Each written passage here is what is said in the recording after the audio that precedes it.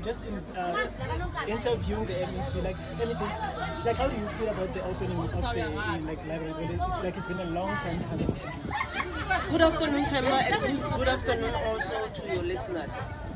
I think it's not important how I feel, but how the community feels, because this library was built especially for the community of Olievenhoutbosch. I'm sure you must have heard them when they were speaking in there. The two councillors when they were speaking was that there's been only one library all along, and this is the second one, and this is more modern than the other. So for me, as the Executive Authority for Sports, Arts, Culture and Recreation in Gauteng, my duty is to give a service to the community.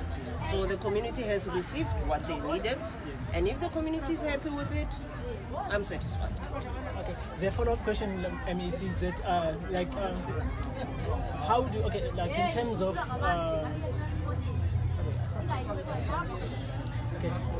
of how do you think that it is going to be beneficial for the community of Olievenhout? Look, the purpose of the library is threefold. Yes. First and foremost is to promote reading, literacy, well, and numeracy in a way. Secondly is to create an environment, a conducive environment for studying purposes for children who are in schools. The third one is to benefit the community as well, for people who love to read and they cannot necessarily afford books. Libraries make them available for them to borrow and read. So if these three needs of a library are satisfied in the community, then the library is doing its work. An additional benefit for this particular library is one of the libraries that we refer to as libraries of the future. They have a studio, a recording studio, that you must apply to use, but you cannot own. But you can use it for recording, for this interview. We should have been doing it in there. Yeah, so it is there. It belongs to the community, everybody.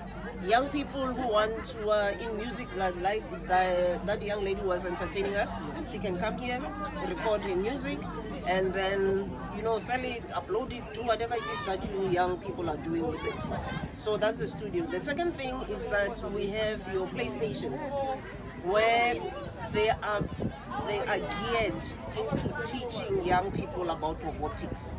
It's not only about playing games, they can also do coding and write games themselves.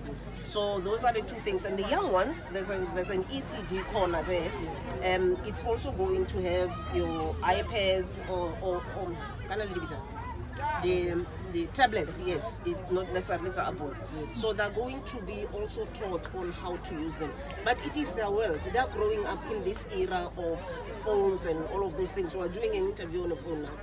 They are born into this environment. So it is their environment. So there's a corner that allows them to play on this technology and to use it to enhance their teaching as well. Thank you, Mr. What can we expect more, as a community from the office, probably in the next coming years to come? Before we go to years to come, look at these young people. All of this uniform that they're wearing is from the department. Yes. So we also support school sports. Yes. Yeah, we give them support in their schools to develop their talent, to develop everything else that they do in sports. So this is going to continue. Supporting schools. There's also culture and recreation. I think I spoke to it a little bit. So those programs are going to be continuing in the schools. Thank you, Mrs. for your time. Look after the library. You must make sure they do not vandalize this. Yes, I think it is our responsibility as the community members and also the parents as well to look after. Whenever you see that something that is suspicious, we need to